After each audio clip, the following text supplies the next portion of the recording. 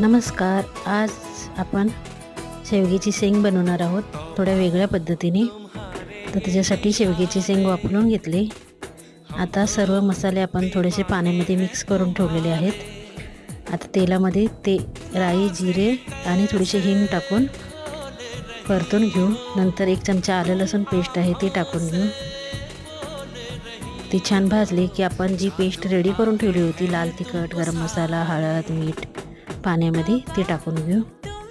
ती छान व्यवस्थित भाजून घ्यायची.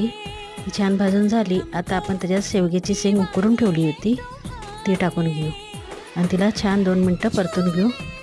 छान अशी परतून झालेली आहे. आता आपण एक बेसनचं घोळ केलेलं आहे. 2 चमचे बेसन पीठ एका पाण्यामध्ये मिक्स करून घेतलं होतं, ती ह्याच्यात टाकून घेऊ आणि छान असे शेवग्याची शेंग 2 मिनटं शिजू देऊ. रेडी झाली आपली शेवग्याची शेंग. कशी वाटली